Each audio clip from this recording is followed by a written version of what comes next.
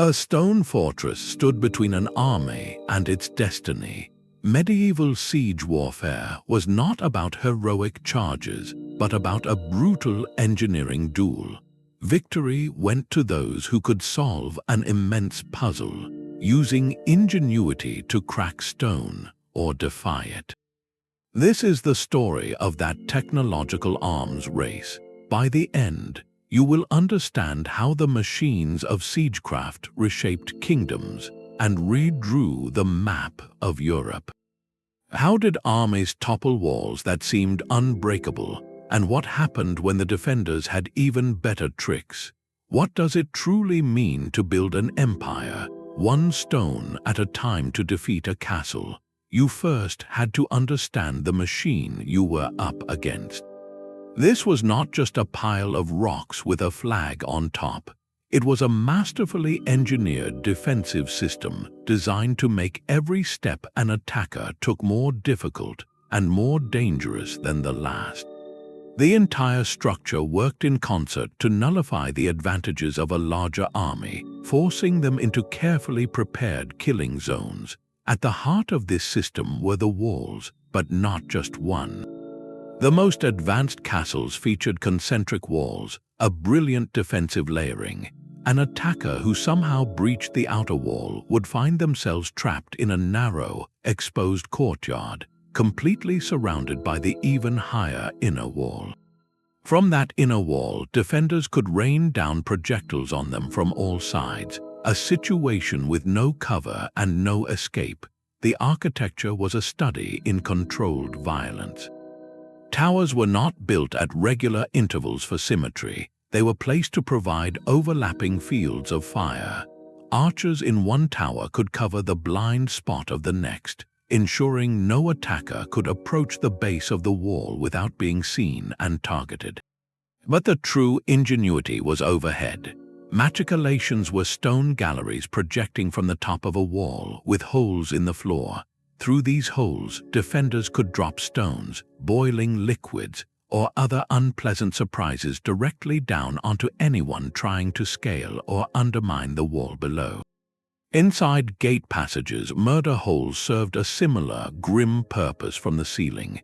The very path into the castle was a gauntlet, and nothing exemplified this more than the gatehouse.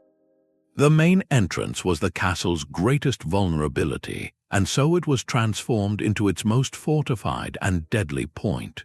A drawbridge could be raised to create a moat, a portcullis, a heavy iron grating, could be slammed down in an instant to block the passage.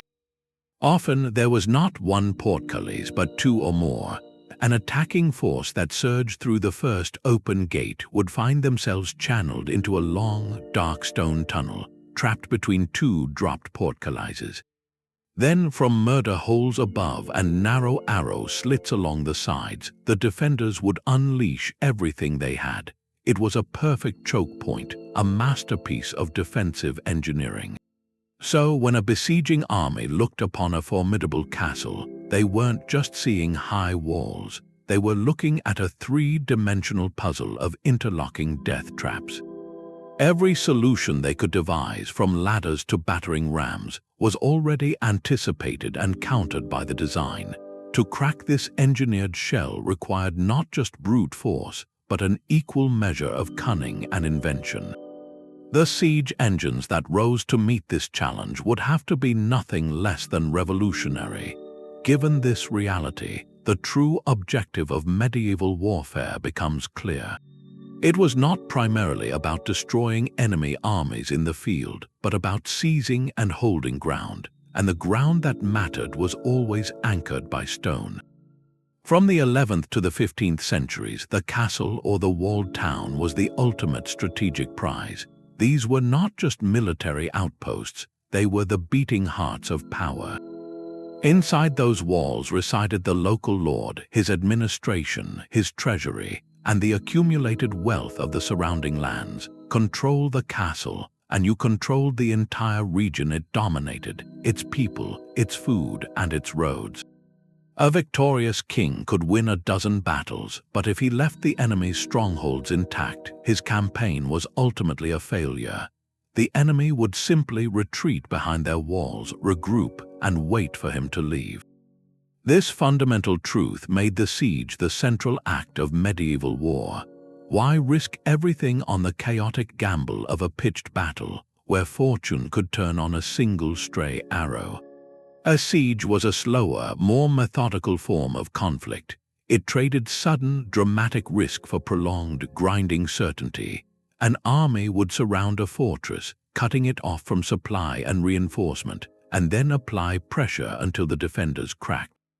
It was a war of patience and logistics, a test of wills measured in weeks and months. This strategic imperative created an immense demand for solutions. Simply surrounding a castle and waiting for starvation could take far too long, and the besieging army itself might run out of food first. There had to be a faster way.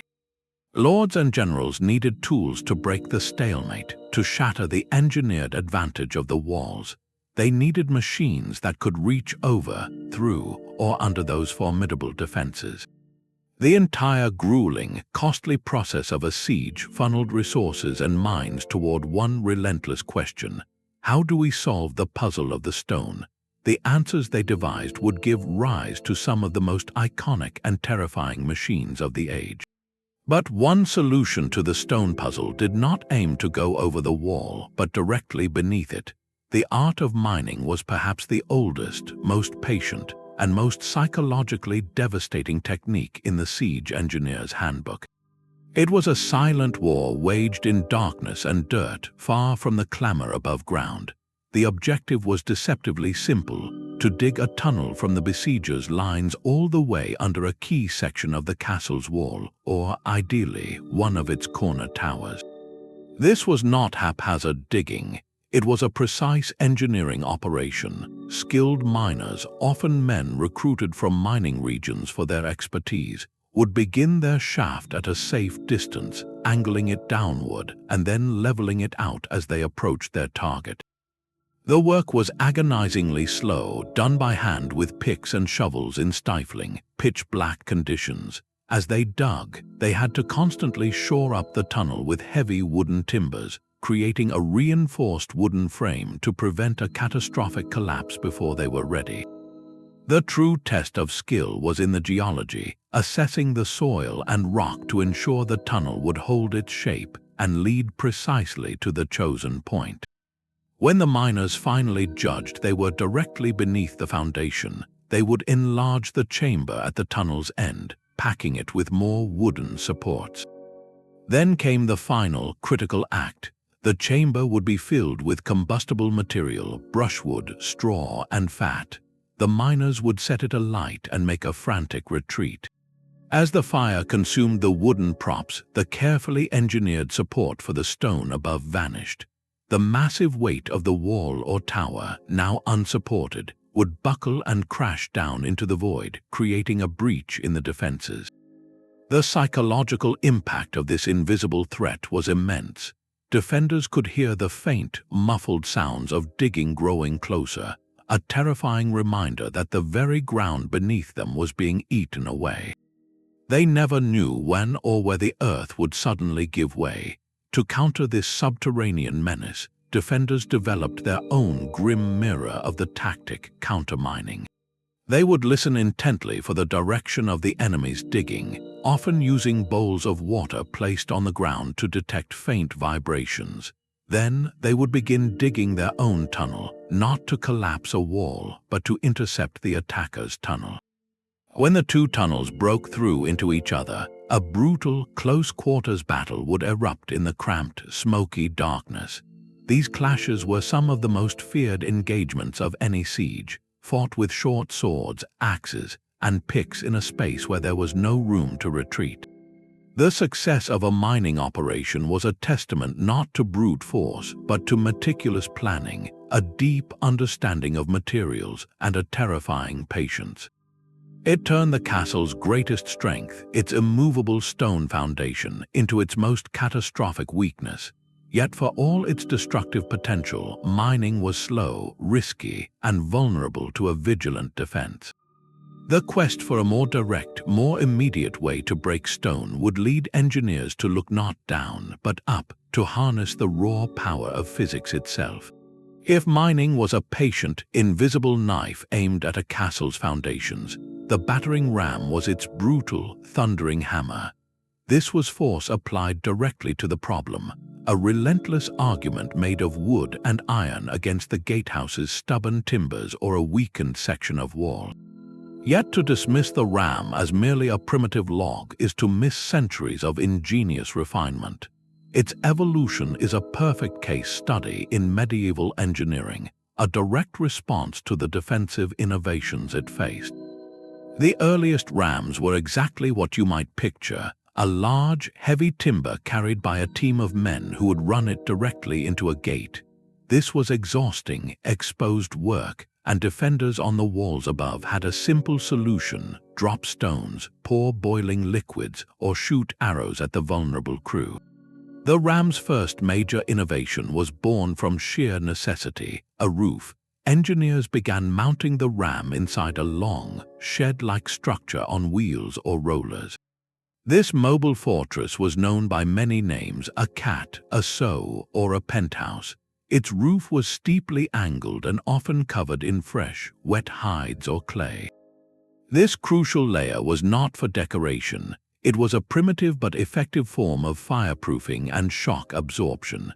The hides, kept damp by men inside, would cause stones to bounce off and could extinguish or resist fire arrows and pots of burning oil. Now enclosed, the crew could operate in relative safety, pushing the entire structure slowly toward its target under a protective shell. But the engineering did not stop at mere shelter. To increase the power of each blow, the ram itself was transformed. Instead of being carried, it was suspended by ropes or chains from a sturdy frame inside the shed. This allowed the crew to swing it back and forth like a giant pendulum, building momentum before each impact. The force generated by this suspended, swinging mass was exponentially greater than what men could achieve by simply running forward. Finally, the business end of the tool received an upgrade. The blunt face of the log was often fitted with a metal cap, frequently cast in the shape of a ram's head, which is where the machine gets its enduring name.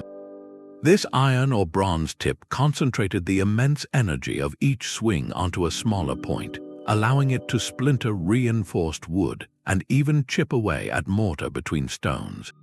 The rhythmic, earth-shaking boom of a heavy ram at work was as much a psychological weapon as a physical one.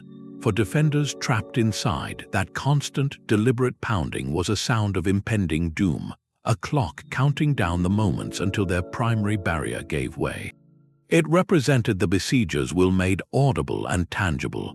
So while the ram seemed straightforward, its developed form was a complex system, a mobile siege engine that combined structural protection, mechanical advantage, and material science into a single, terrifying purpose. It was the embodiment of focused, relentless force. Yet for all its power, the ram had one significant limitation: it required direct contact. To break a wall from a distance, engineers would need to master a far more volatile and spectacular form of energy, one that could hurl destruction in a high, arcing path over the very defenses designed to stop it. Yet for all its thunderous force, the ram demanded a direct confrontation with the wall's strongest point. To truly dominate a siege, an army needed a machine that could bypass the wall's defenses entirely and carry the fight directly to the defenders atop their own battlements. The answer was a structure of staggering ambition, a moving fortress that turned the besiegers' greatest weakness, their position on the open ground, into a position of overwhelming strength. This was the siege tower, known in its time as a belfry. Imagine a wooden skyscraper built for war, rolling slowly and inexorably toward a castle's walls. These were not simple ladders, they were complex, multi-story engineering projects, often constructed taller than the very walls they were designed to assault. Their purpose was singular and audacious: to serve as a mobile assault platform, delivering a concentrated force of soldiers directly onto the enemy's ramparts. The construction was a marvel of medieval logistics. Master carpenters and hundreds of laborers would work for weeks, sometimes months, felling trees and shaping massive timbers into a rigid frame. The tower was built in layers, each floor connected by internal ladders, allowing dozens, even hundreds of troops to wait inside, shielded from arrows and stones. At the very top was the tower's crowning feature, a drawbridge. This was not for crossing water, but for crossing empty air. When the tower was finally pushed flush against the castle wall, this wooden bridge would drop with a crash, creating a sudden, direct pathway from the tower's top floor onto the enemy's battlements. Moving such a colossal structure, however, was a battle in itself. The tower rested on heavy wooden wheels or rollers, but the ground between the besiegers' camp and the castle wall was rarely smooth or level. Engineers and pioneers would spend days, even weeks, preparing a roadway. They would fill in ditches, level bumps, and sometimes lay down a crude track of logs to create a stable path. The final push was a monumental effort of human and animal muscle, with teams of men laboring at winches or simply pushing from behind, often under a relentless hail of projectiles from the walls. To protect this immense investment, the tower's sides were clad in a skin of fresh, uncured animal hides. These were kept deliberately wet by men inside who would douse them with water. This soggy, fire-resistant blanket was the tower's primary defense against the defenders' most feared weapon, fire. A burning arrow or pot of oil would sizzle against the damp hide rather than ignite the dry timber beneath. The slow, grinding advance of a siege tower was one of the most psychologically intense spectacles of a medieval siege. For the defenders, watching this artificial mountain creep closer day by day was a unique form of dread. It represented the inevitable erosion of their last advantage, the high ground. They would concentrate every available projectile on it, trying to set it ablaze or kill the men pushing it, knowing that if it reached the wall, the entire nature of the fight would change in an instant. The moment the drawbridge fell, the siege transformed from a long-range duel into a desperate, close-quarters melee on the narrow walkways of the wall itself. The tower did not just deliver soldiers, it delivered chaos. Yet for all its imposing might, the siege tower shared a fundamental vulnerability with every other machine that had to approach the wall. It was a massive, slow-moving target. The quest for a weapon that could strike from a safe distance, that could break stone and morale without ever leaving the siege lines, would lead engineers to rediscover and reimagine one of antiquity's most terrifying inventions. But to break a wall from a safe distance, engineers needed to master the arc of a projectile. The ultimate expression of this long-range power was not a simple catapult, but a machine of elegant, terrifying physics, the trebuchet. This was the pinnacle of pre-gunpowder artillery, a weapon that transformed potential energy into airborne devastation with a consistency and force that earlier torsion engines could never match. Its evolution tells the story of siegecraft itself, moving from human power to pure mechanical advantage. The earliest versions, known as traction trebuchets, were operated by a crew pulling in unison on ropes attached to the short arm of a giant lever.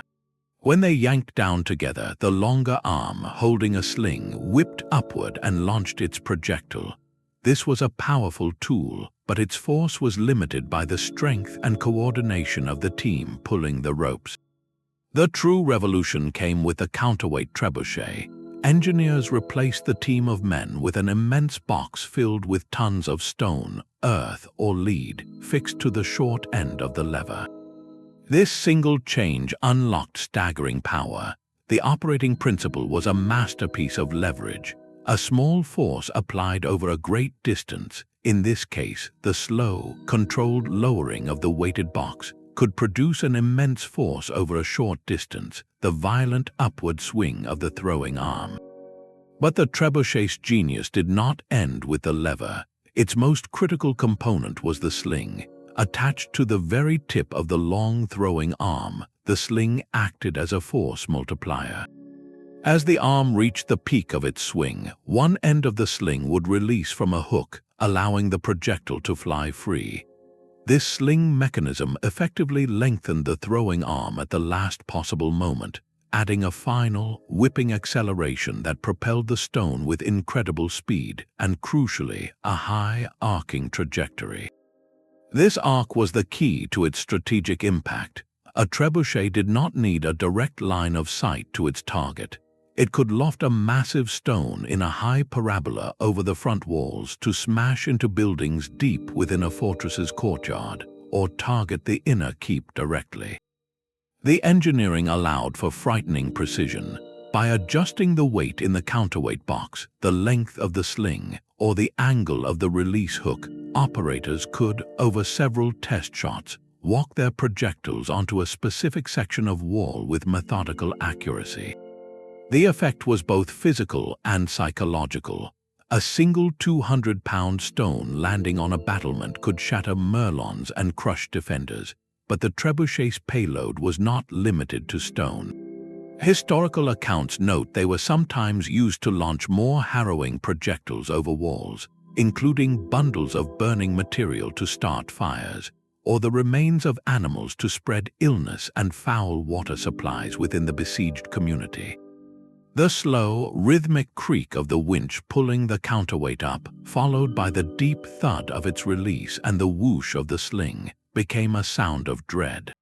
Each cycle was a minute-long countdown to an impact that could arrive anywhere at any time with earth-shattering force. The counterweight trebuchet represented the final, most refined answer to the stone puzzle before gunpowder changed everything. It turned gravity itself into a weapon, allowing an army to dismantle a fortress from hundreds of yards away, stone by terrifying stone. Yet even this supreme engine of siege had a counter. The very walls it was designed to destroy were already evolving in response, becoming lower, thicker, and angled, in a silent dialogue of attack and defense that would continue for centuries. While the trebuchet harnessed gravity for its immense power, it shared the battlefield with another family of formidable engines, machines that drew their strength from tension and torque.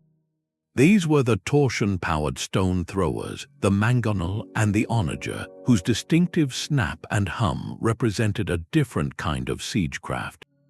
Their power did not come from a falling weight, but from the incredible stored energy within tightly wound bundles of material. At the heart of these machines was a horizontal wooden frame. Through this frame, engineers would thread a massive vertical skein of rope, often made from animal hair, sinew, or even women's braided hair for its elasticity. This thick, coiled bundle was the machine's muscle. A sturdy wooden throwing arm was inserted directly into the center of this twisted skein.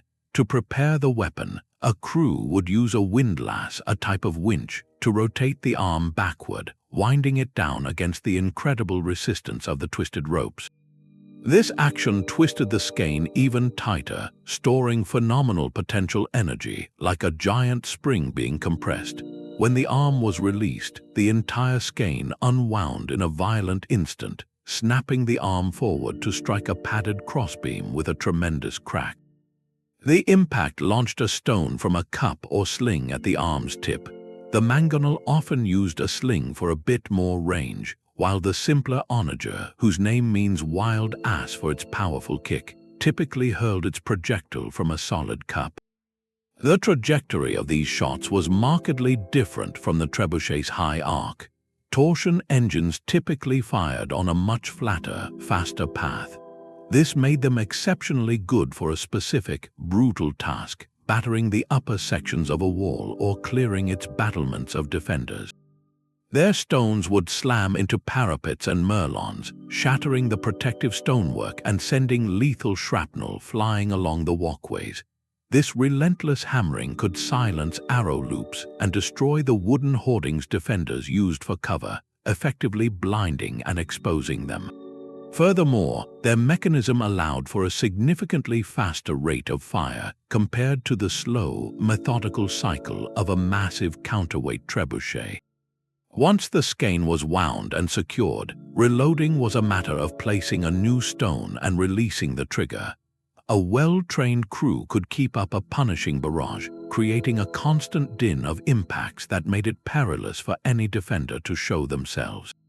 So, while the trebuchet was the supreme long-range demolition tool, the mangonel and onager were the tactical workhorses of the siege line. They provided suppressing fire, breached the upper defenses, and maintained constant pressure. Their presence meant that even during the long intervals between the trebuchet's earth-shaking shots, the wall was never a safe place to be. This combination of weapons created a layered assault, a symphony of destruction where high-arcing demolition and flat trajectory battering worked in concert to methodically dismantle a fortress's will and its walls.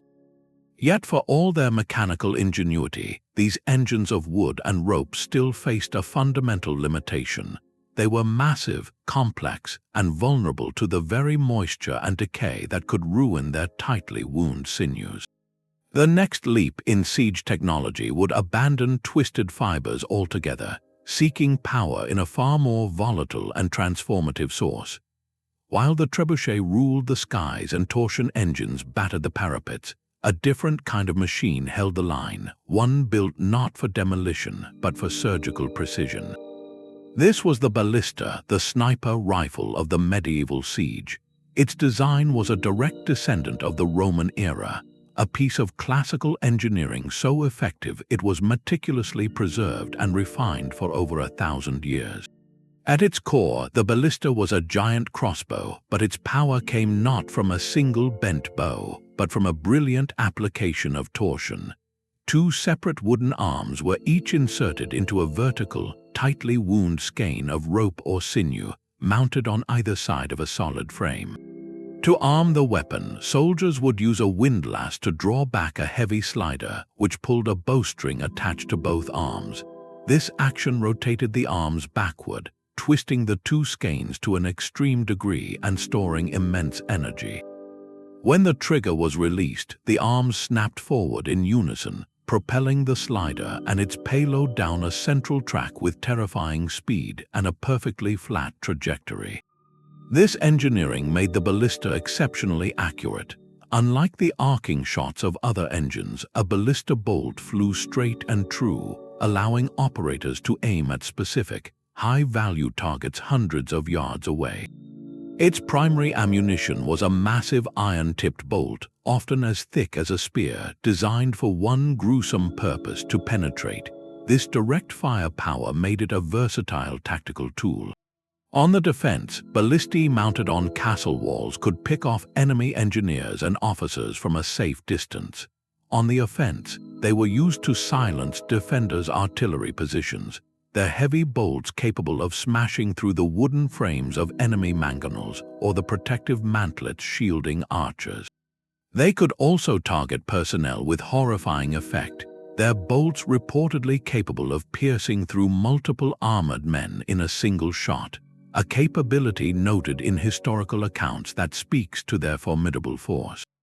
But the ballista was not limited to bolts. By fitting the slider with a small cup or basket, it could also hurl rounded stones, functioning as a highly accurate, flat trajectory stone thrower ideal for battering specific sections of wooden hoardings or gatehouses.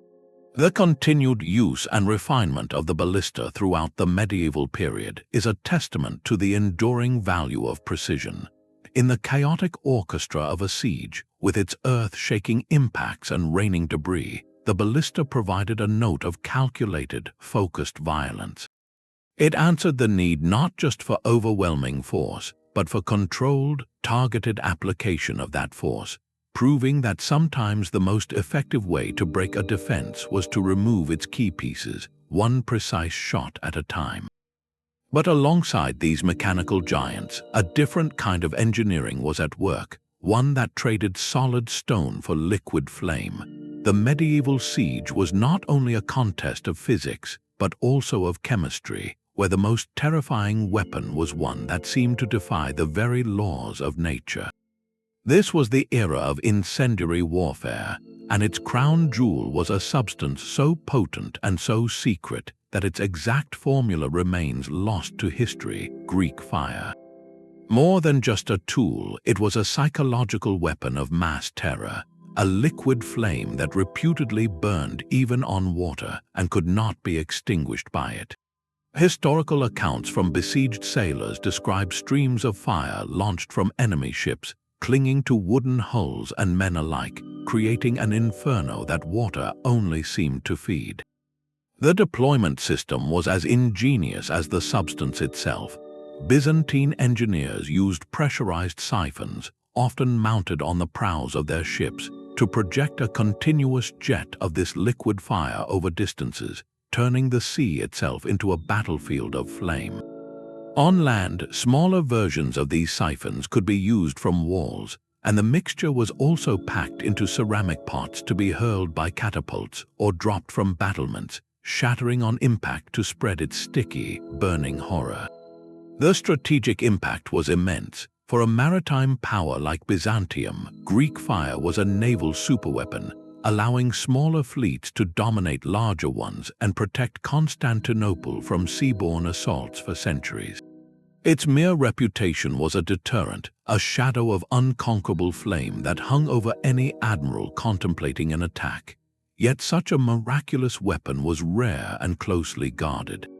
For most armies, incendiary warfare relied on more accessible but still devastating chemistry.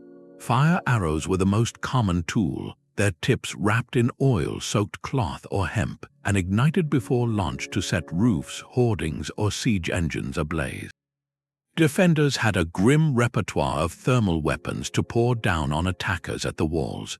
Boiling water or oil, heated in large cauldrons over fires on the battlements, could be tipped over the ramparts through machicolations, inflicting terrible injuries on anyone scaling ladders or working a battering ram below.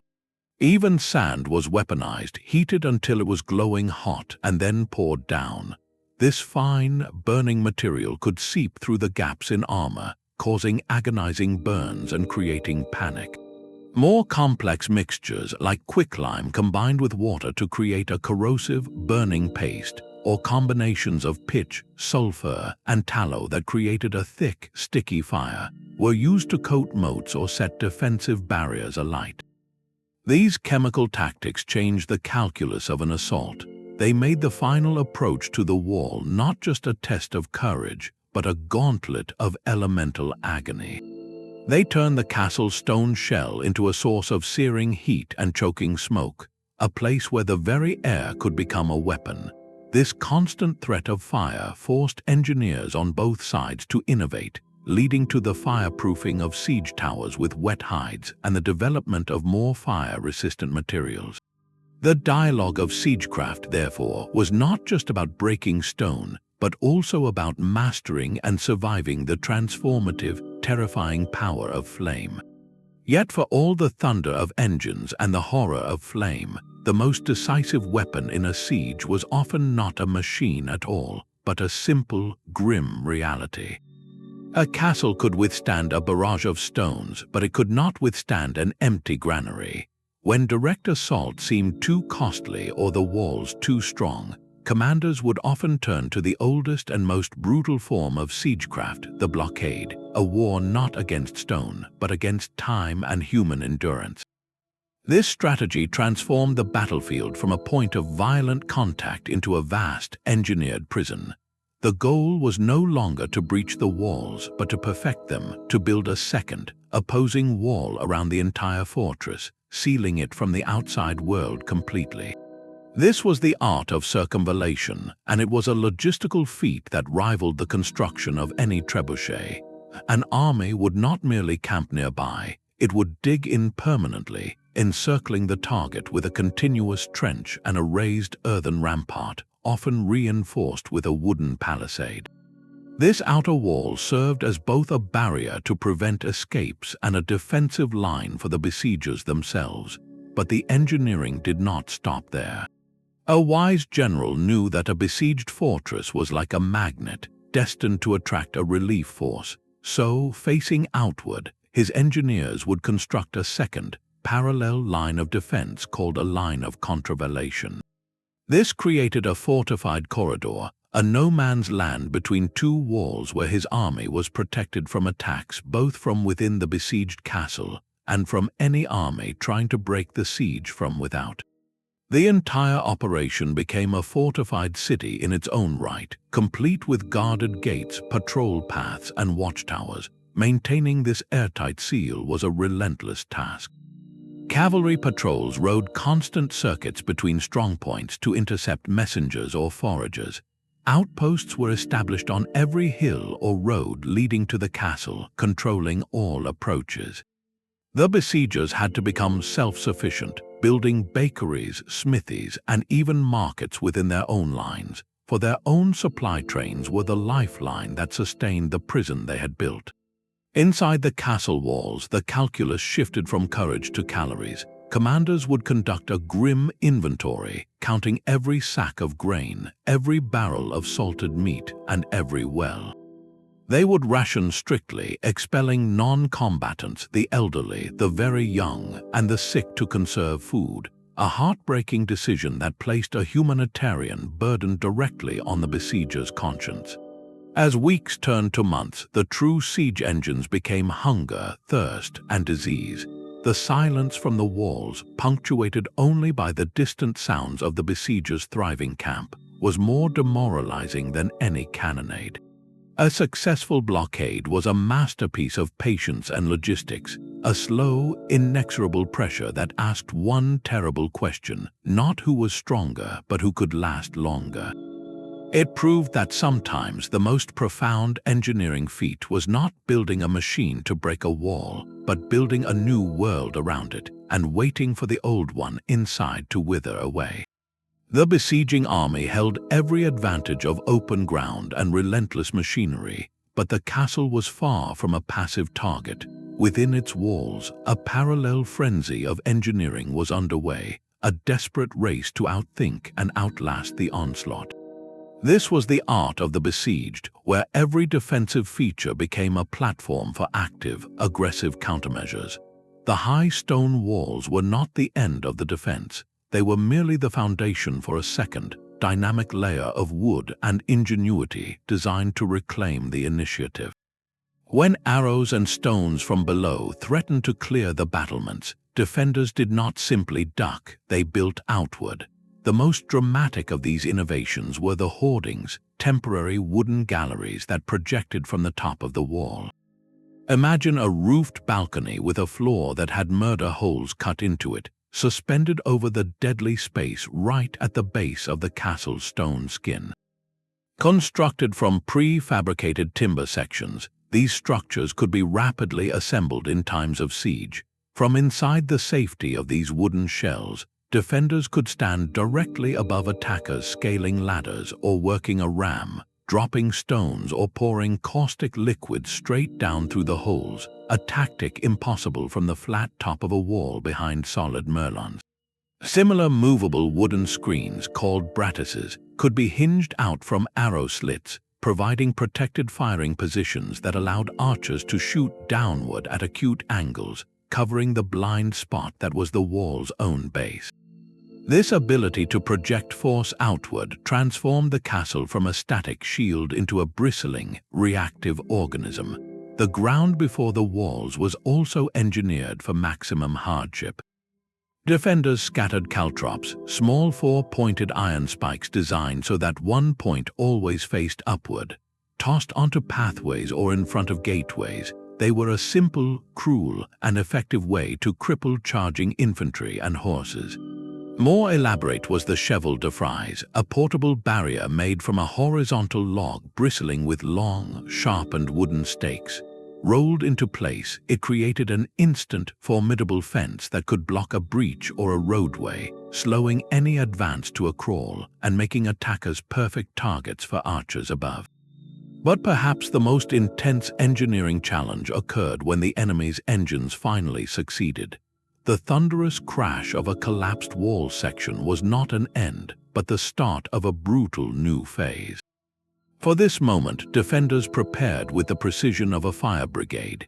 They stockpiled immense quantities of material behind key wall sections, timber balks, piles of rubble, and baskets of earth and stone. When a breach appeared, teams would rush forward under covering fire, not to fight the enemy directly, but to build a new wall in front of them. They would drive the heavy timber stakes into the ground to form a palisade, then frantically fill the space behind it with rubble and earth, creating a makeshift, steep-sided barrier right in the gap. This emergency repair, done under a hail of arrows, was a race against the tide of assault. It was defensive engineering at its most raw and urgent, a testament to the understanding that a castle was not an invulnerable monument, but a living system that could be patched, adapted, and fought for, meter by bloody meter. The siege, therefore, was never a simple one-sided bombardment. It was a violent dialogue, an exchange of engineering solutions where every offensive tactic sparked a defensive innovation, and every breach met a desperate, ingenious repair. The rhythmic thud of the trebuchet's counterweight and the snap of torsion ropes defined siegecraft for centuries, but a new sound was coming. It was not the deep groan of wood, but a sharp, earth-shattering crack that announced the end of one era and the violent birth of another. The introduction of gunpowder artillery in the late 14th and 15th centuries did not just add a new weapon to the field. It fundamentally rewrote the rules of the engineering duel between attack and defense. For the first time, the energy to break stone came not from gravity or tension, but from a controlled chemical explosion, a force so concentrated and violent it could do what no trebuchet stone ever could: pulverize thick masonry into dust and flying shards. The early embodiments of this power were less like cannons and more like architectural projects in their own right. These were the bombards, monstrous forged iron guns that represented the absolute cutting edge of metallurgy and logistics. Consider the famous Mons Meg, a Scottish bombard forged in the 15th century. Its barrel was constructed from long iron staves, bound together with massive hoops like a colossal barrel, and it fired stone shot weighing over 400 pounds. The Ottoman Empire's Dardanelles gun was even larger, a bronze behemoth capable of hurling a 600-pound stone ball over a mile. Operating these giants was a spectacle of its own. They were not mobile field pieces, but semi-permanent installations. Transporting one required a team of oxen and a specially reinforced wagon, and setting it up for a siege could take days of preparation, building a stable firing platform from timber and earth to absorb the tremendous recoil. Loading was a slow, dangerous ritual involving measured amounts of serpentine powder, a wad of tamped earth, and the laborious hoisting of the stone ball into the muzzle. But when the linstock touched the vent, the result was transformative. Where a trebuchet shot would chip and batter a wall, the kinetic energy of a heavy bombard shot, delivered at a much higher velocity, caused catastrophic localized failure. It could punch a clean hole through a curtain wall or collapse an entire section of a tower by blasting out the foundation stones. The high, relatively thin walls that had defied projectile engines for generations were suddenly terrifyingly vulnerable.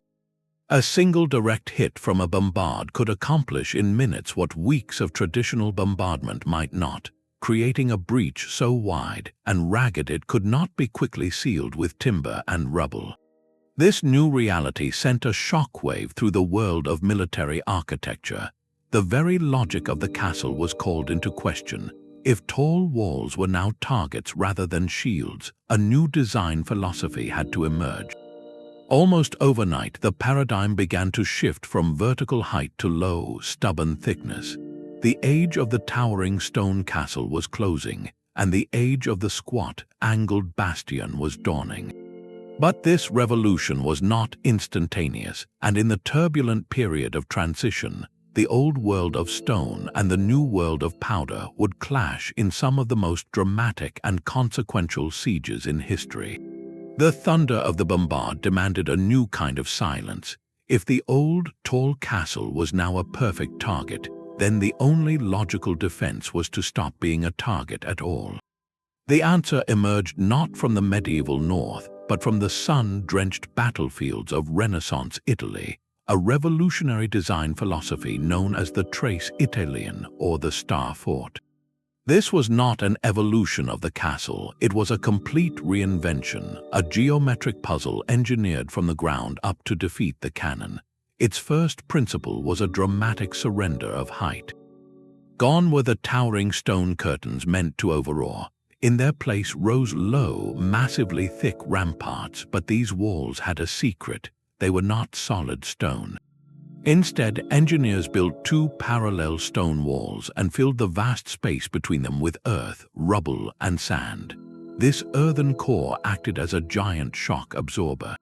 When a cannonball struck, it might chip the outer stone facing, but the loose fill inside would smother the impact, preventing the catastrophic shattering that doomed older walls. The very shape of these ramparts was calculated for deflection. Walls were sharply angled or battered so that incoming shots would more likely strike a glancing blow and ricochet harmlessly away rather than hit head-on. But the true genius of the Tres Italienne was not in its walls, but in what projected from them. The signature star shape came from its bastions, those arrowhead-shaped projections at each corner of the fort. Each bastion was a self-contained artillery fortress, positioned so that it could provide flanking fire along the face of the adjacent wall. This brilliant geometry solved the age-old problem of dead ground. In a medieval castle, attackers could huddle at the base of a wall, relatively safe from archers directly above. In a star fort, there was no safe place to stand. Soldiers attempting to scale or mine one wall section would find themselves exposed to devastating cannon and musket fire from the bastions on either side. Every inch of ground before the fortress was covered by intersecting fields of fire from multiple angles, a killing zone of perfect mathematical certainty. The fortress itself had now become the primary artillery platform. Wide, flat ramparts, accessible by gentle earthen ramps, allowed defenders to move their own heavy cannons to any threatened point. A wide, dry ditch, often cut directly into the bedrock, surrounded the entire complex. This ditch was not for water, but for depth. It put attacking infantry at a severe disadvantage, forcing them to descend and then climb under fire, while also preventing enemy siege engines from getting close enough to the main walls to be effective. This new design came with a staggering cost, both in money and in space. A true Tres Italienne could consume as much land as a small town and require years of labor by thousands of men. It transformed fortification from a matter of local lordship into a project of the modern state, demanding centralized planning and royal treasury. The very landscape of warfare was rewritten, not with romantic towers, but with stern, rational angles, a silent declaration that the age of the knight and the trebuchet had been buried quite literally under tons of earth and geometry. The ultimate test of these medieval engineering principles came not in theory, but in stone and blood at a fortress called Château Gaillard. Perched on a high cliff above the river Seine, this was the masterpiece of Richard the Lionheart, a king renowned as a brilliant military engineer. He designed it himself, boasting it was so strong that even if its walls were made of butter, they would still hold. Its defenses were a culmination of everything we have discussed, with concentric walls, a deep ditch cut into the rock, and a formidable inner keep. It was the linchpin of English power in Normandy, and when King Philip II of France set his sights on it in 1203, he was facing the pinnacle of contemporary military architecture. Philip understood that a direct assault on such a position would be a slaughter. Instead, he launched a textbook siege, a methodical application of engineering and patience that would become a case study for centuries. His first move was to isolate the fortress completely, building a blockade of wooden walls and trenches to cut it off from any hope of relief or resupply. With the castle sealed, he began the slow work of degradation. His engineers constructed massive stone-throwing engines, petraries and mangonels, and began a relentless bombardment. Day and night, heavy stones arced over the walls, targeting the inner buildings and shattering the morale of those trapped inside, while other engines focused on battering the outer defenses. But Philip knew bombardment alone might not be enough. In a bold stroke, he combined this overhead pressure with an attack from below. He ordered miners to tunnel beneath the complex outer defenses of the castle's outer ward. The miners succeeded in collapsing a section of the wall, allowing French soldiers to storm and capture that first defensive layer. Now the fight was for the middle ward, a courtyard protected by its own formidable wall. The assault seemed stalled until a French soldier made a startling observation. He spotted what appeared to be a narrow window in the chapel wall, part of the middle ward's defenses, that was slightly ajar. This was no window. It was, in fact, the outlet of a latrine chute. In a moment of daring that would become legendary, a small group of French troops climbed up through this foul, narrow passageway, emerging inside the chapel itself to open a gate for their comrade. The final stronghold, the inner keep, fell soon after to a more conventional assault on a weakened wall. The impregnable castle had fallen in just 6 months. The strategic consequences were earth-shattering. Château Gaillard was not just a castle, it was the anchor of the entire English defensive system in Normandy. Its capture shattered the region's security and opened the heart of the duchy to French conquest. Within a year, Normandy, which had been under English control for generations, was lost. This siege demonstrated with brutal clarity that no wall, no matter how brilliantly designed, was truly unconquerable. It was a victory won not by a single heroic charge, but by the systematic application of siegecraft, combining blockade, bombardment, mining, and the seizing of a fleeting, unexpected opportunity. The fall of Château Gaillard proved that in the engineering duel of the siege, human ingenuity and relentless pressure could always find a crack in the stone.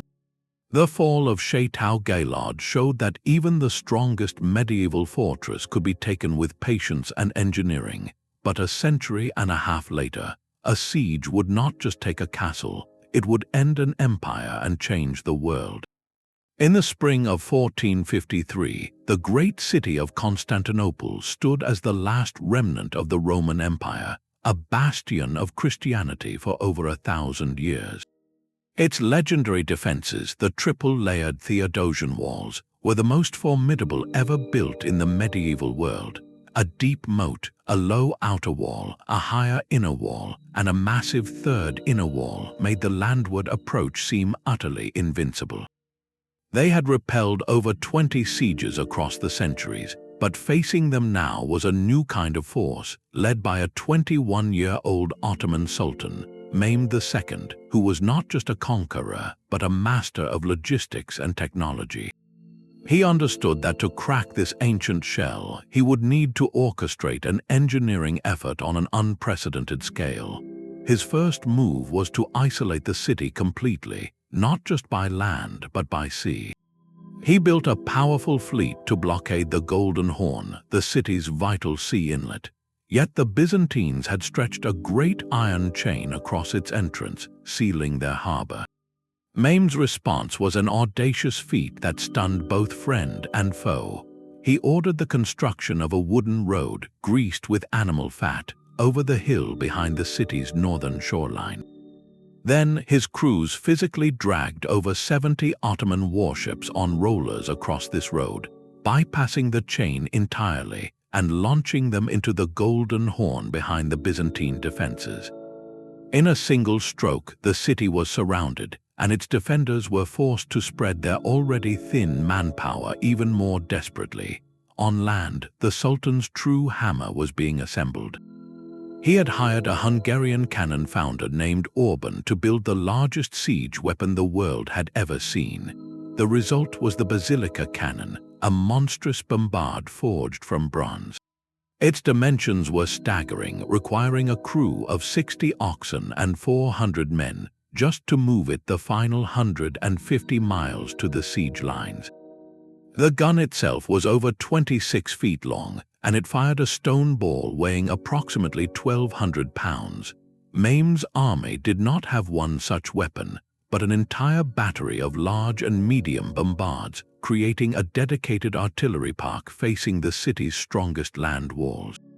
For weeks, these guns maintained a rhythmic, earth-shaking bombardment. The Ottoman engineers showed remarkable skill, methodically targeting specific sections of the outer walls, their gunners learning to adjust shot and powder to walk their fire onto the same battered points day after day. Meanwhile, teams of miners dug tunnels beneath the walls, engaging in the same subterranean battles that had defined sieges for centuries. The contrast between the two sides was a portrait of an era ending. The Byzantine defenders, led by Emperor Constantine XI, fought with immense courage, repairing breaches at night with timber and earth, and bravely counter-mining the Ottoman tunnels. But they were defending a masterpiece of medieval engineering with medieval tools, while their opponent wielded the systematic, industrial power of the early modern state. The Theodosian walls, designed to withstand trebuchets and rams, were not built to absorb the concentrated kinetic fury of heavy cannonballs. The high, relatively thin outer walls were pulverized. Stone and mortar did not just crack, they vaporized into clouds of lethal dust and shrapnel. On May 29th, after a final, massive artillery preparation, the decisive assault began through the giant breaches. The ancient walls, which had stood for a millennium, were finally overcome. The fall of Constantinople sent a shockwave across Europe and Asia. It marked not merely a military defeat, but a profound historical pivot. The medieval reliance on sheer vertical height and layered stone was proven obsolete against the new physics of gunpowder.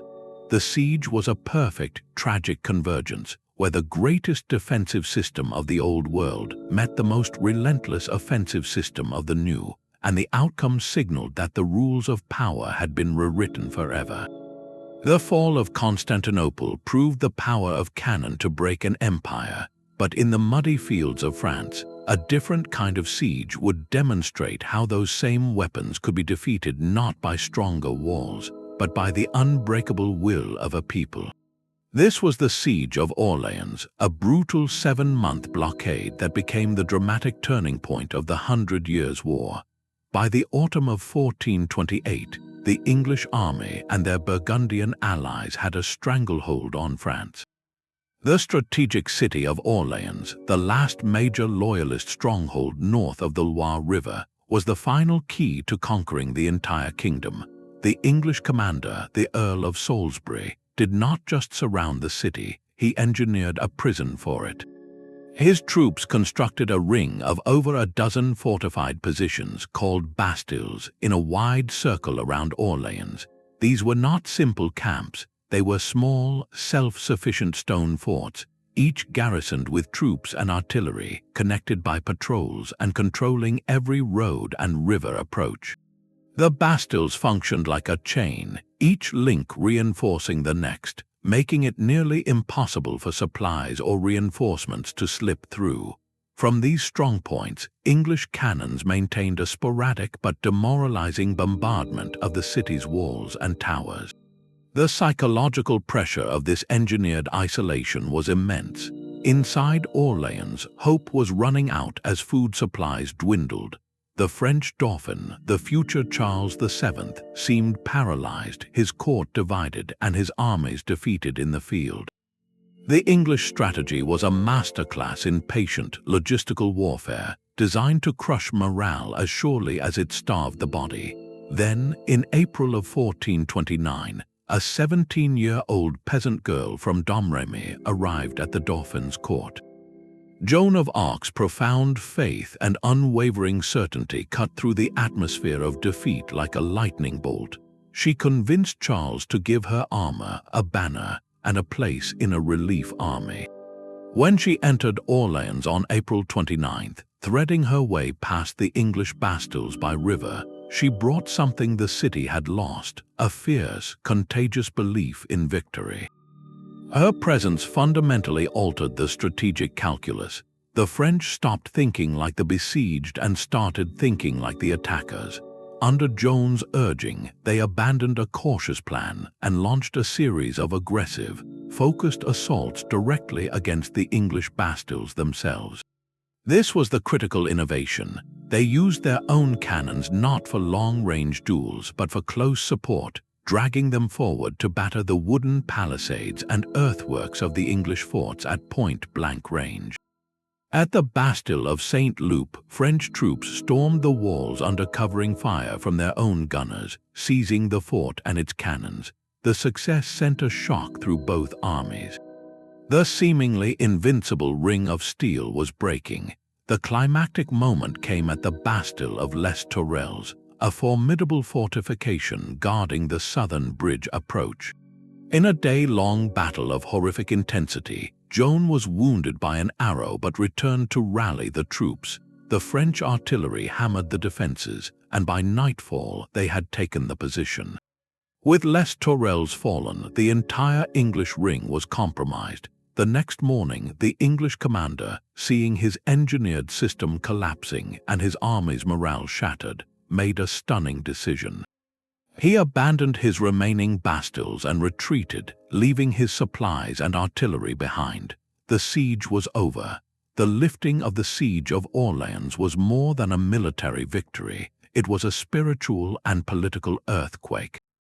It proved that the most perfect engineering, a ring of fortified bastions, could be rendered useless by a sudden shift in human spirit and aggressive tactics. Joan of Arc had turned the English guns against their own system, using the tools of the new warfare to break the will of the old. This single event revived the French cause, led to the coronation of Charles VII, and set in motion the eventual expulsion of the English from France. It was a vivid lesson that in the calculus of siegecraft, the equation always included the unpredictable variable of human courage. Behind every trebuchet's arc and every mine's collapse stood a single, indispensable mind. The true master of the medieval siege was not the knight in shining armor, but the man in the leather apron, the military engineer. These were the anonymous architects of victory and ruin, specialists whose knowledge of geometry, mechanics, and materials turned ambitious plans into terrifying reality. They were a blend of architect, artisan, and soldier, whose expertise was as valuable as any company of knights. One of the few whose name we know is Villard de Honnecourt, a 13th-century master mason from Picardy. His surviving sketchbook is a window into this inventive world, filled with detailed drawings of siege engines, church machinery, and clever carpentry joints. It reveals a mind constantly solving problems, applying geometry to calculate stable structures and mechanical principles to harness power. These men understood that the strength of a beam depended on its grain, that the trajectory of a stone was a matter of angles and weight, and that the morale of a garrison could be broken by the steady rhythm of a well-placed battering ram. Their knowledge was a guarded trade secret, passed down through apprenticeships and fiercely protected. A skilled engineer was a prize asset, so valuable that they were often hired as expensive mercenaries by kings and dukes. If captured in war, they were rarely harmed, instead being offered generous terms to switch sides and turn their skills against their former employers. Their work required a profound understanding of logistics, calculating how many oxen were needed to haul a bombard's components, how many trees must be felled for a siege tower, and how many miners could work in a tunnel before the air became foul. They were the ultimate problem solvers, operating in the brutal space where abstract mathematics met the urgent, physical demands of war. their legacy is written not in chronicles of battles, but in the silent geometry of ruined walls and the enduring principles of physics they mastered to build and to break the world of stone. The true genius of a siege was often measured in firewood and wagon wheels. Behind every dramatic assault was a hidden world of mundane, backbreaking labor, a logistical engineering project of staggering scale that made the spectacle of war possible. While knights and engineers focused on the walls, an army of laborers, carpenters, and quartermasters was solving a more fundamental puzzle: how to keep thousands of men and animals alive, supplied, and building for months on end in a hostile landscape. The first task was to build a new city from nothing, the siege camp. This was not a haphazard collection of tents, but a carefully planned, fortified settlement. Engineers would lay out a grid of streets, designate areas for the nobles, the soldiers, the craftsmen, and the livestock. A perimeter ditch and palisade were essential, not just to keep defenders in, but to keep raiding parties and disease out. Latrines were dug downstream from water sources, and strict discipline was enforced to maintain sanitation, for an army could be defeated by dysentery as surely as by the sword. The most critical engineering feat, however, was the creation of roads. Transporting a massive counterweight trebuchet or a bombard was a monumental undertaking. These machines were often assembled on site from prefabricated components, but their heaviest parts, the counterweight box, the throwing arm, the iron bands for a cannon, had to be brought in. Teams of pioneers would spend weeks clearing trees, leveling ground, and even laying corduroy roads, paths made from logs laid side by side across muddy terrain, to create a stable highway capable of supporting wagons laden with tons of stone and timber. The sheer volume of material consumed was breathtaking. A single large trebuchet required the wood of dozens of mature trees, not just for the frame, but for the endless supply of winches, levers, and repair timber. Ropes and cables, often made from miles of braided hemp or horsehair, were constantly wearing out and needing replacement. Then there was the ammunition. A battery of stone throwers could launch hundreds of projectiles a day. Quarries were established miles behind the lines, where teams of stonecutters would shape rough spheres from local rock, each one a standardized weight to ensure consistent range and impact. This river of stone had to flow continuously from quarry to engine, a supply chain that demanded constant carts, oxen, and drivers. Feeding this enterprise was the ultimate logistical challenge. A medieval army of 10,000 men, plus their horses, could consume over 20 tons of food and fodder every single day.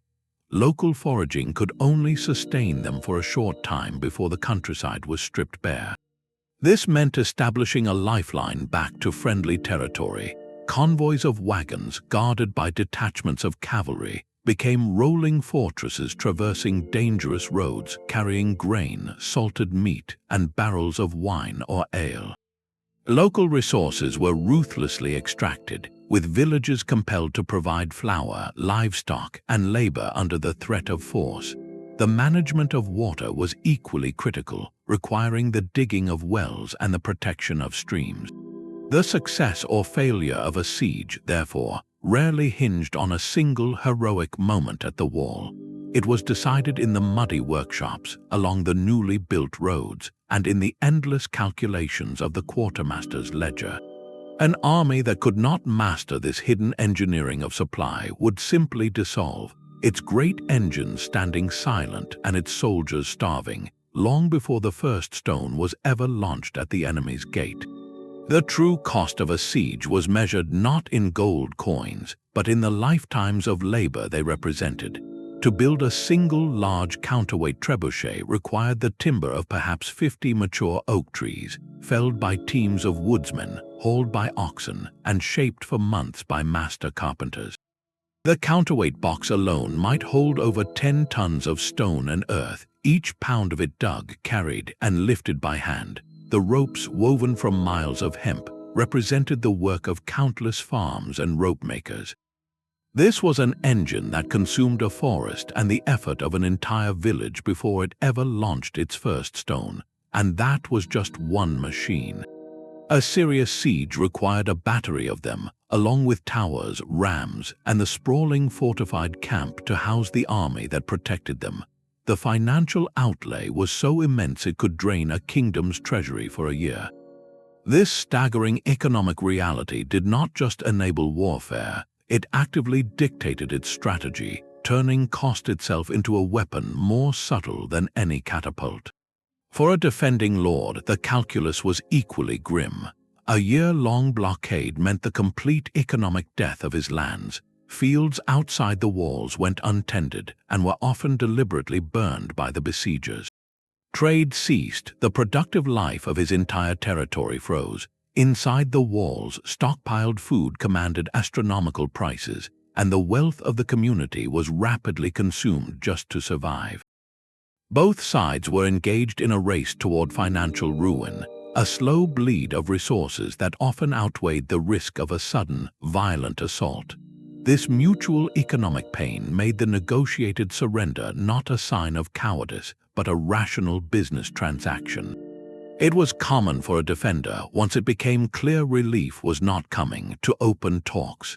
The terms were often surprisingly formalized. The garrison might agree to surrender if not relieved by a certain date, a practice known as yielding to mercy.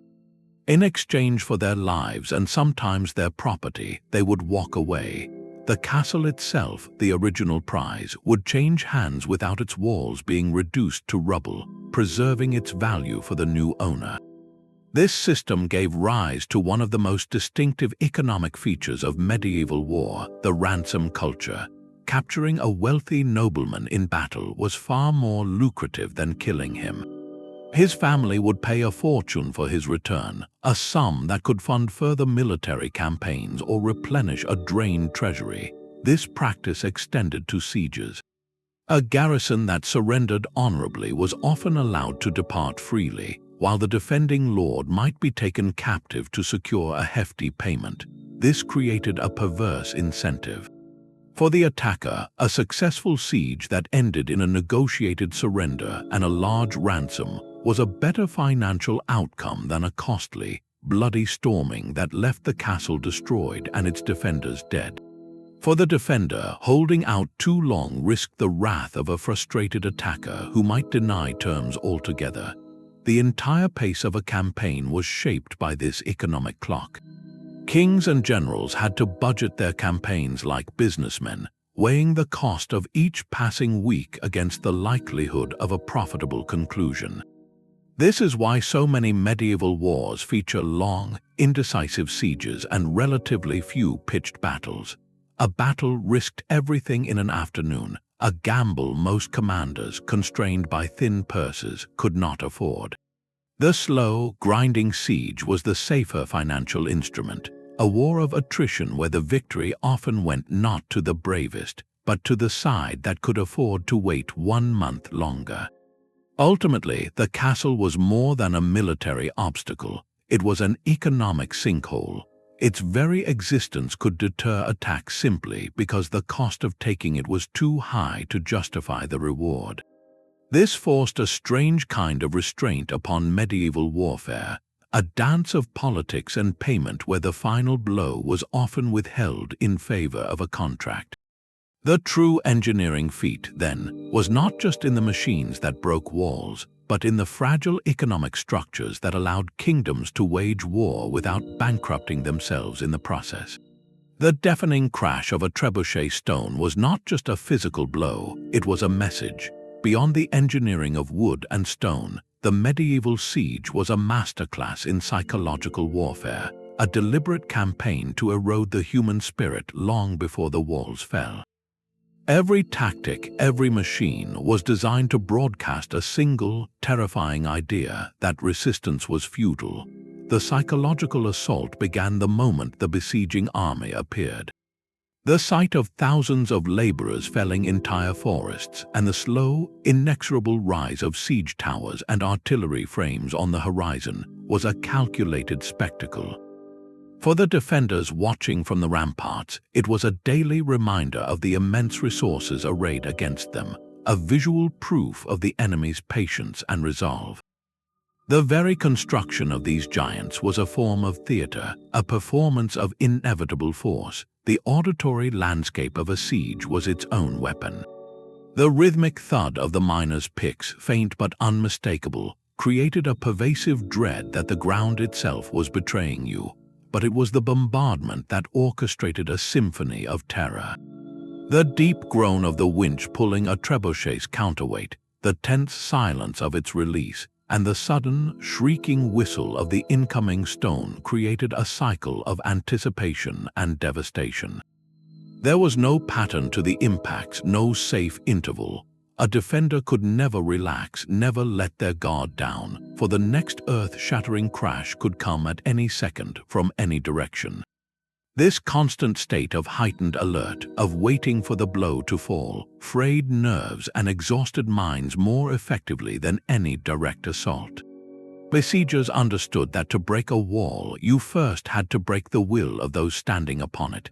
They employed gruesome messaging to underline their seriousness. Historical accounts note that the severed remains of captured scouts or failed relief forces were sometimes catapulted over the walls, a brutal demonstration of the fate awaiting those inside. Conversely, promises of mercy were also launched via arrow-borne messages, offering a stark choice between annihilation and surrender. The goal was to split the defending community, to turn the leadership against the garrison, or the soldiers against the townspeople, by offering a lifeline to some but not others. Yet the defenders were not passive victims in this mental duel. Their greatest psychological weapon was the demonstration of unbroken resilience. They staged sallies, sudden, violent raids out of a postern gate to burn siege engines and kill the enemy's skilled engineers. These daring attacks, even if small, sent a powerful message that the garrison was not cowering behind its walls, but was alert, aggressive, and full of fight. To counter the narrative of starvation, defenders might stage elaborate displays of false plenty. They would toss half loaves of bread from the walls or fatten a lone cow in clear view before supposedly slaughtering it, hoping to convince the besiegers that their blockade was pointless. The ringing of church bells for services that were no longer held, or the cheerful sounds of feasting manufactured for the enemy's ears, were all acts of acoustic deception aimed at sapping the attacker's morale. This invisible war of nerves often decided the outcome more surely than any cannon. A garrison that believed relief was coming, that their walls would hold, could endure incredible hardship. But once that belief cracked, once the community splintered into factions arguing for surrender, the strongest fortress became a hollow shell. The true engineering of the siege, therefore, was not merely in the machines that tested stone, but in the meticulous crafting of hope and the deliberate sowing of despair. It was a battle fought in the silent spaces between bombardments, in the worried glances of soldiers on the wall, and in the fragile human faith that the next sunrise would not be their last. The slow, grinding cost of a siege was a financial storm that only the wealthiest could weather. This economic reality, intensified by the arrival of gunpowder artillery, triggered a political earthquake that would reshape the very map of power in Europe. For centuries, the military strength of a kingdom was a decentralized mosaic. A king relied on his feudal nobles, each with his own castle, his own garrison of knights, and his own local authority, to raise an army when called. The castle was the physical symbol of this system, a node of independent military power. A noble could defy his king from behind its walls, confident that the cost and difficulty of a siege gave him a powerful bargaining chip. But the engineering arms race culminating in the cannon shattered this delicate balance. The new warfare demanded a new kind of wealth.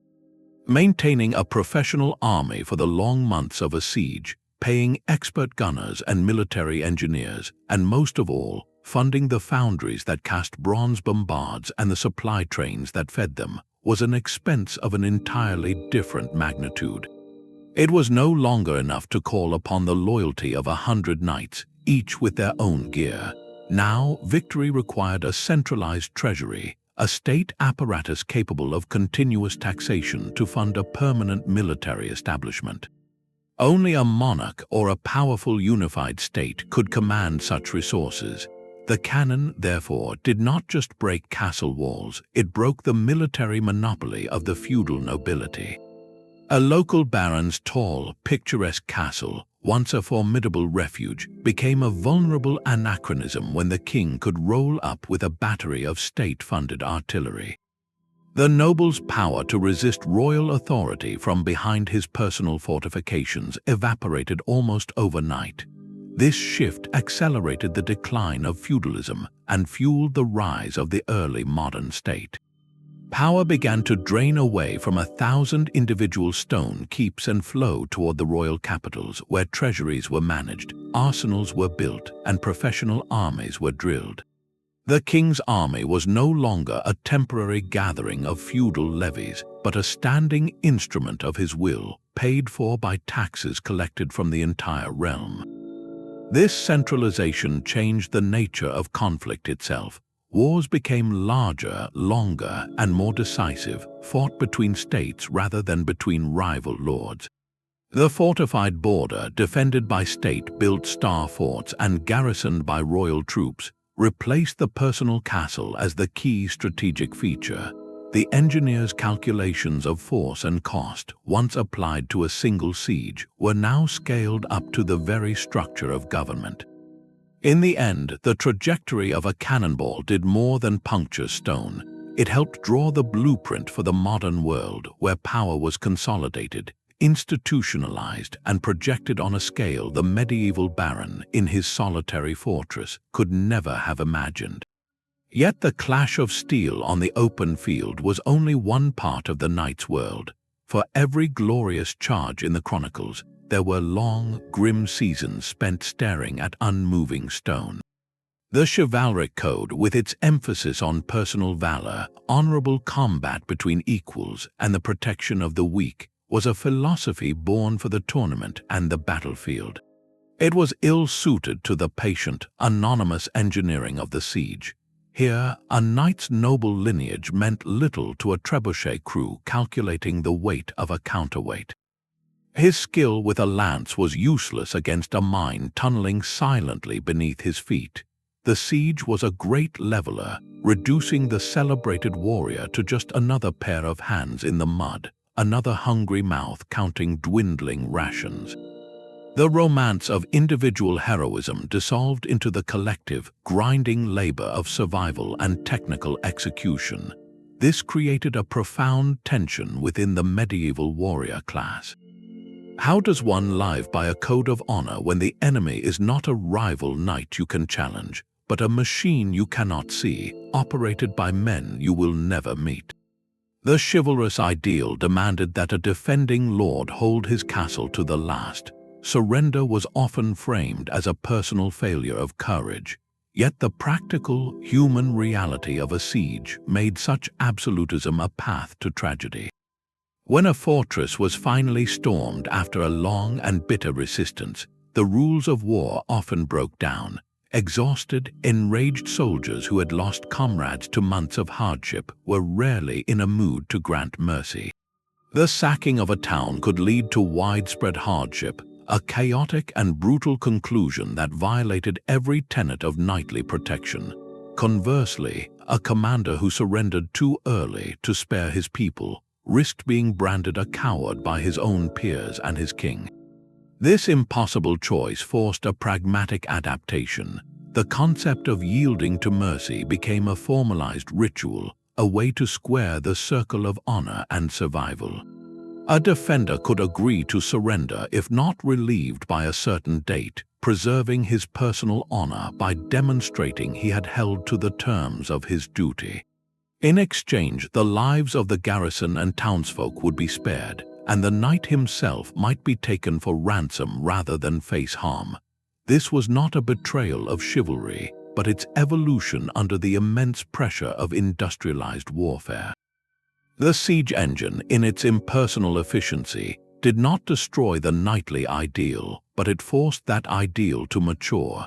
It taught that true leadership sometimes meant laying down arms to save lives, that courage could be found in negotiation as well as combat, and that the greatest honor might be in accepting a ransom to fight another day, rather than in a futile last stand that served no one. The muddy trenches and silent mines were the forge where the abstract virtues of the songbook were tempered into the difficult, practical ethics of command. For centuries, the secrets of these war machines were locked away in faded manuscripts and the crumbling ruins of old fortifications. Understanding how they truly worked, how far they could throw, and how accurate they could be was a matter of scholarly guesswork and debate.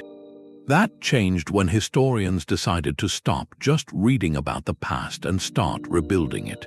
The field of experimental archaeology has turned the question of medieval engineering from a theoretical puzzle into a hands-on physical test. It begins with careful digging. Archaeologists at siege sites meticulously uncover the faint traces left behind by these massive endeavors: the leveled platforms for trebuchets, the filled-in mines, the scattered stone shot of precise calibers, and the scorch marks of incendiary attacks. Each finding is a data point, a clue to the scale and methods of the operation. But to truly grasp the reality, you must feel the weight of the timber and hear the groan of the ropes. This is where reconstruction projects become revolutionary. Teams of historians, engineers, and craftsmen, using only period-appropriate tools and materials, have built full-scale, working replicas of counterweight trebuchets like the famous Warwolf built for a television documentary. The process itself is an education. It reveals the immense logistical challenges, the precise carpentry joints needed to handle tremendous stress, and the practical tricks medieval engineers used to solve problems on the fly. Then comes the moment of truth, the test launch. These experiments have settled long-standing historical arguments with concrete, or rather with flying stone. They have demonstrated that a large trebuchet could indeed hurl a 200-pound projectile over 250 yards with shocking consistency. They proved the critical importance of the sling's release mechanism, showing how a small adjustment to the release pin could dramatically alter range and accuracy. By firing hundreds of shots and measuring the impact patterns, experimental historians have shown that these engines were not just area bombardment weapons, but could be walked onto a specific section of wall with methodical, terrifying precision. The reconstructions also reveal the machine's limitations, their vulnerability to weather, the wear on their components, and the sheer number of crew needed to operate them efficiently. This hands-on research does more than confirm numbers in a ledger. It breathes life into the dry texts. It allows us to understand the siege not just as a historical event, but as a sensory experience, the shudder of the ground as the counterweight drops, the collective strain of the winding team, and the awesome, destructive arc of the stone in flight. It transforms our view of medieval engineers from distant figures into practical problem solvers whose mastery we can now measure, not just admire. The principles forged in those muddy trenches never truly disappeared. They merely evolved, proving that the fundamental puzzle of the siege is timeless, a constant dialogue between protection and penetration that simply adopts new tools. Centuries after the last trebuchet fell silent, the same strategic problems re-emerged on a colossal, industrialized scale. The parallels are startling, revealing a direct lineage from medieval ingenuity to the battlefields of the modern world. Consider the dark, claustrophobic art of mining, the patient, terrifying work of tunneling beneath a castle's walls to plant explosives, found its grim echo in the trench systems of the First World War. There, the war of attrition above ground was mirrored by a hidden war below. Both sides employed specialized tunneling companies, often staffed with men who had been miners in civilian life, to dig elaborate networks deep beneath no man's land. Their objective was identical to their medieval predecessors, to place a massive explosive charge directly under the enemy's fortified position. The detonation of a mine created not just a breach, but a colossal crater, a sudden and catastrophic reshaping of the landscape designed to shatter defensive lines and morale. The psychological dread of the unseen digger, the listening for picks in the dark, and the desperate countermining to intercept the enemy tunnel, all of it was a terrifyingly familiar chapter in a very old book. The technology had advanced from fire setting to ammonel and TNT, but the core engineering challenge and the profound fear it inspired remained unchanged for over 500 years. The high, arcing trajectory of the trebuchet also found its successor. Medieval engineers mastered indirect fire, the ability to launch a projectile over a defensive wall to strike a target they could not see directly. This principle is the very foundation of modern artillery. A howitzer or a mortar does precisely what a trebuchet did. It uses a high angle of fire to drop explosive shells behind fortifications, onto troop concentrations, or into supply depots. The medieval artillerist adjusting the sling's release hook or the weight in the counterweight box was performing the same essential function as a modern gunner calculating elevation, charge, and windage. Both sought to solve the ballistic equation to place a devastating effect on a precise point from a position of relative safety. The evolution from a 1,200-pound stone ball to a 155mm high explosive shell is a story of chemical and metallurgical progress, but the governing physics and the strategic intent to dominate the battlefield from a distance are a direct inheritance. Even the geometric answer to cannon fire, the trace Italienne, established a design logic that persists to this day. The low, thick, angled bastions designed to deflect shot and provide mutual flanking fire created a template for all future fortifications. When you look at the star-shaped outlines of 18th-century forts, the reinforced concrete bunkers of the Maginot Line, or the complex, interlocking firing positions of a modern defensive perimeter, you are seeing the same principles at work. The core idea is always to eliminate dead ground, to ensure every approach is covered by fire from multiple angles, and to use shape and material to defeat the penetrative power of contemporary weapons. The materials shifted from earth-filled ramparts to steel and reinforced concrete, but the intellectual framework, the response of form to threat, was cemented during the Renaissance. The medieval castle was a vertical declaration of power. The trace Italienne and its descendants are a horizontal, calculated diagram of survival. This continuity reveals a profound truth about warfare and human ingenuity. The central problems, how to safely approach a fortified position, how to breach it, and how to survive while doing so, are constants. The technologies, from the torsion of sinew to the pressure of expanding gas, are variables. What we call military innovation is often the rediscovery and reapplication of an ancient strategic concept with new tools. The medieval engineer, squinting at a parchment plan for a mine or calibrating the release of a trebuchet sling, was engaging in the same fundamental calculus as a staff officer planning a bombardment or a special forces team designing a breach.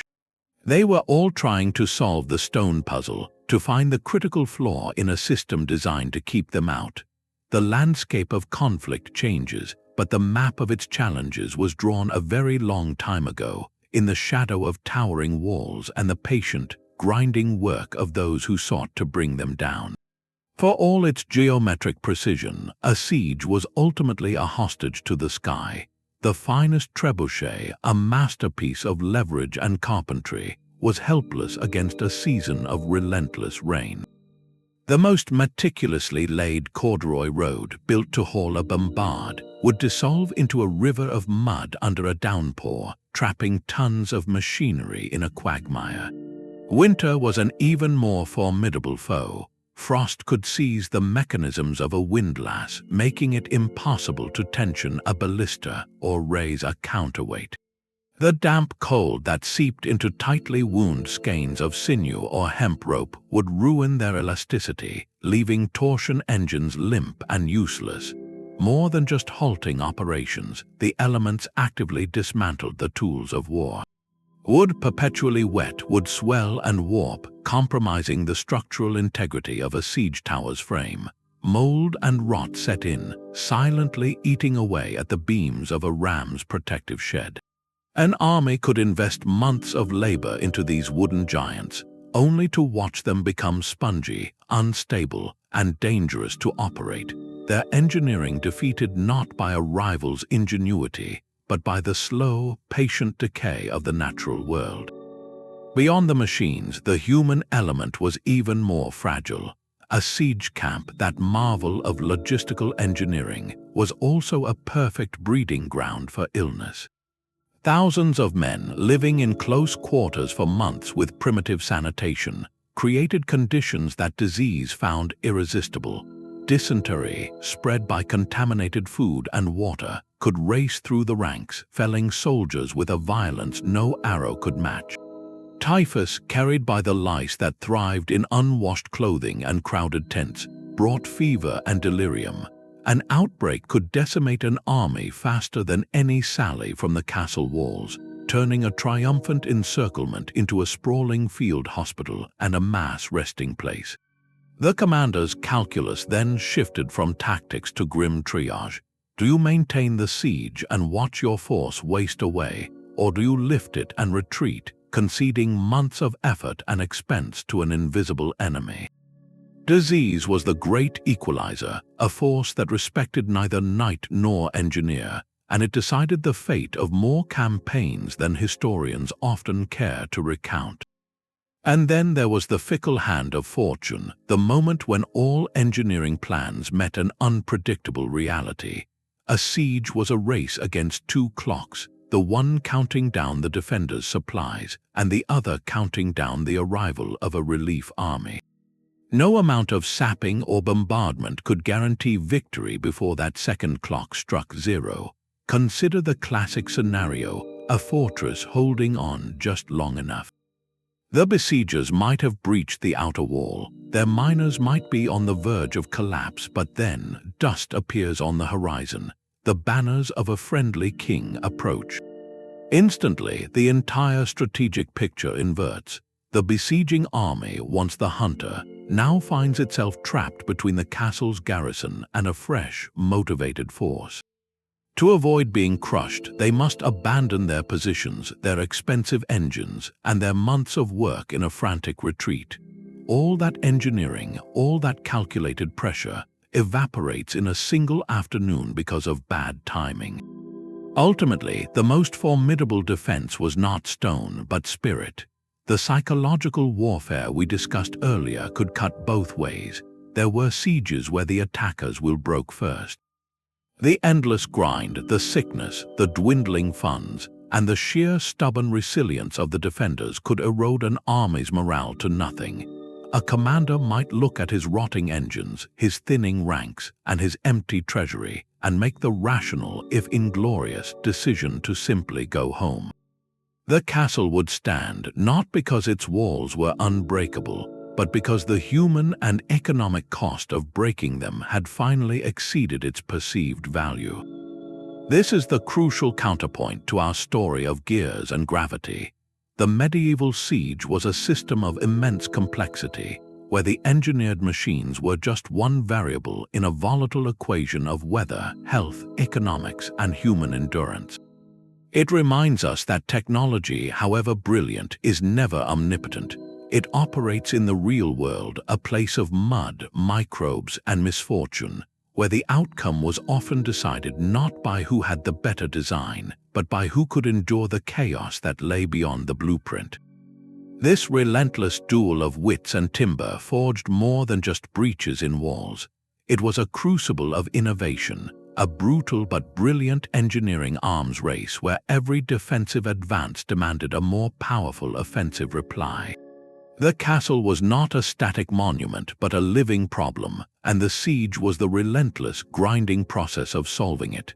This cycle of challenge and response propelled technology forward, not in abstract laboratories, but in the urgent, muddy reality of the battlefield. Each new engine, from the patient mine to the thunderous trebuchet, forced a redesign of the fortress itself, which in turn spurred the invention of the next generation of siegecraft. The strategic consequences of this duel echoed far beyond the immediate clash. It dictated the very rhythm of medieval conflict, making the long, costly siege the central act of war, while decisive battles became rare gambles. It concentrated political power, as only kings and centralized states could afford the staggering expense of the new warfare, eroding the military independence of the feudal nobility. Most visibly, it reshaped the landscape itself, transforming tall, romantic castles into low, geometric star forts, a silent testament to the power of the cannon. The siege, therefore, stands as the defining military phenomenon of the medieval era. It was a complex system where engineering, logistics, economics, psychology, and human endurance collided. Its legacy is not confined to history books. You can see it in the angled bastions of old forts, trace its logic in modern military strategy, and feel its echoes in the reconstructed timber of a trebuchet's frame. To walk through the ruins of a castle like Château Gaillard, or to stand before the massive stones of Constantinople's walls, is to stand in the footprint of this immense engineering conversation. If this journey into the mechanics of medieval conflict has sparked your curiosity, the story continues. We have linked several books and videos below for those who wish to delve deeper into the lives of the engineers, the politics of the great sieges, or the slow, fascinating transition from the age of stone to the age of gunpowder. The puzzle of the stone may have been solved, but the human ingenuity behind it remains an endless source of discovery.